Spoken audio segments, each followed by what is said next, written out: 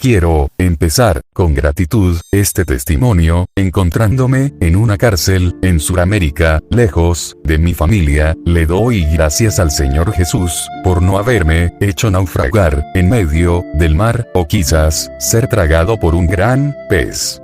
La impotencia y la tristeza que se siente por el simple hecho de no ver a mi esposa e hijas, donde pude conocer el amor de Dios de una manera que muchos o pocos han experimentado. Hablemos de Daniel en este relato. Daniel lo conocí en un calabozo, en aquella fría y tétrica prisión, el primer día, como suele suceder cuando llegamos a un sitio por primera vez. La desconfianza imperaba y aquel silencio reinaba en aquel lugar lúgubre y triste.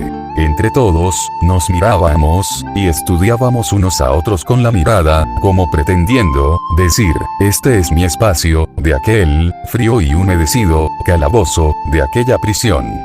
Pasado la mañana, entrada ya la tarde, rompí aquel silencio invitándolos a que me acompañasen a clamar y adorar a Dios. Muchos de aquellos hombres, reflejado en sus miradas, tristezas, angustias y desesperación, encontraron en aquella exhortación una acogida de felicidad, una oportunidad de descanso, donde esperaban que esa fe se pudiera materializar por medio de Jesús. Empezamos a orar, agarrados de mano.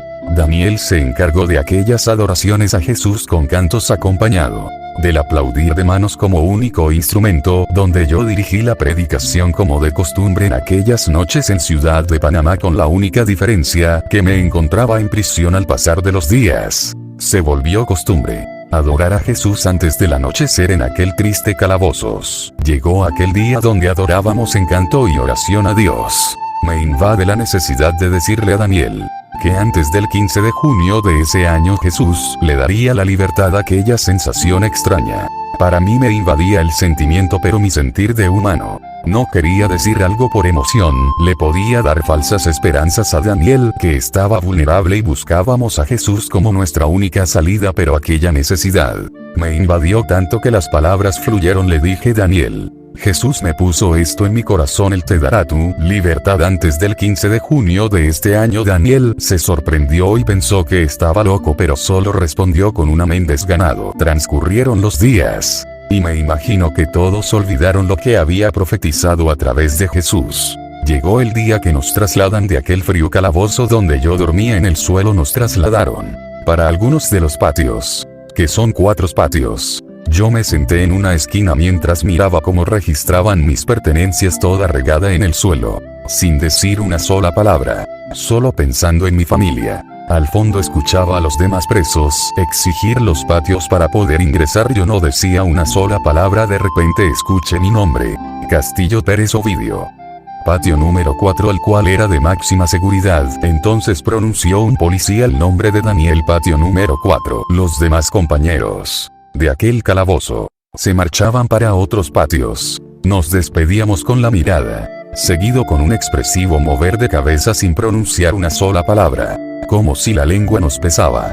Al llegar a aquel pasillo oscuro que nos conducía al patio 4, me encontré con aquella iglesia. Senda de Libertad decía su nombre, donde seguidamente empecé a congregar todas las mañanas mientras Daniel se apartó del Señor. Una vez al salir del culto me vino una necesidad que no controlaba de hablarle a Daniel de Jesús, mientras renegaba, diciendo: ¿por qué Daniel no busca la casa de oración igual que hago yo? En ese momento encontré a Daniel con otros detenidos, que le aconsejaban de que la droga era la mejor manera de olvidar y que la condena para él era grande. Seguidamente me fui de ese lugar sin decir una palabra. Horas más tarde, fui a su celda acompañado de una Biblia, encontrando a Daniel llorando y con una intensa necesidad de acabar con la vida que Dios le prestó. Le hablé de aquella promesa que Jesús le había prometido.